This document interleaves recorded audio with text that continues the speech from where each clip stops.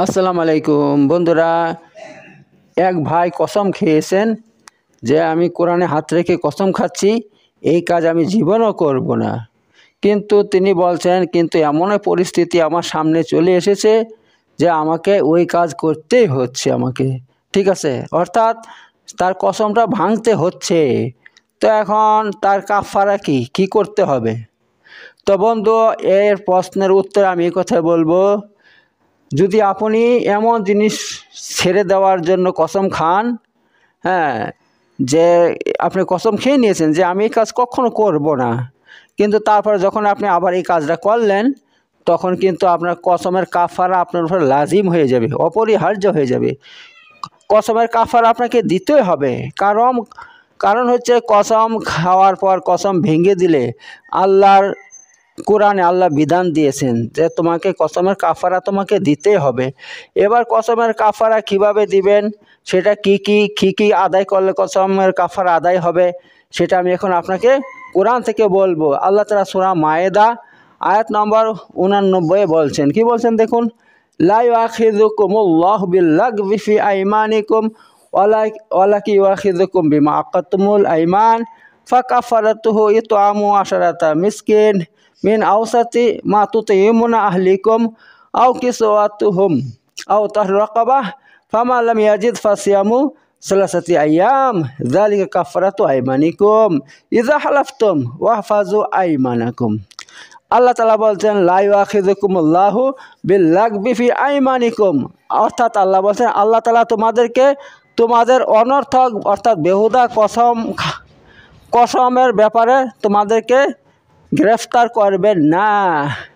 ঠিক আছে, কে যদি বেহুদা কসম খায়, আজে বাজে কসম খায়, যে কসমের কোনো মানে ইয়া নাই আর কি, ওজন নাই, মানে কথায় কথায় কসম খাচ্ছে, সেটা আল্লাহ ধরবে না। ঠিক আছে, কিন্তু আল্লাহ বলছেন যদি ওয়ালাকিন ইউআখিযুকুম বিমা আকাতুমুল আইমান, কিন্তু তিনি তোমাদেরকে ওই কসমের জন্য ধরবেন যেটা তোমরা ঢেরভাবে কসম খাও, অর্থাৎ ইচ্ছা করে কসম খাও।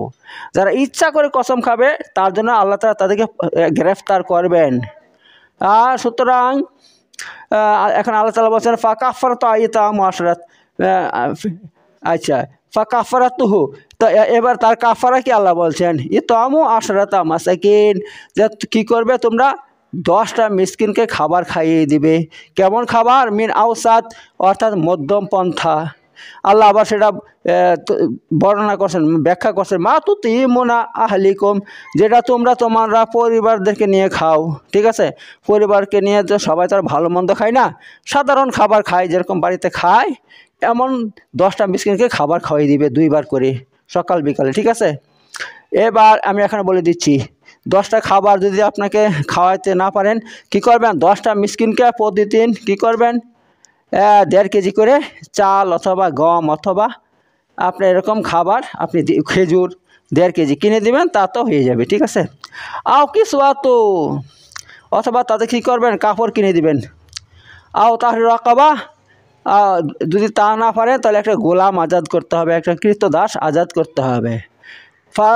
ফামান লাম ইয়াজিদ ফাসিয়ামু সালাসাতি আইয়াম, আর যে ব্যক্তি কিছুই করতে পারবে না সে কী করবে 3 দিন রোজা রাখবে।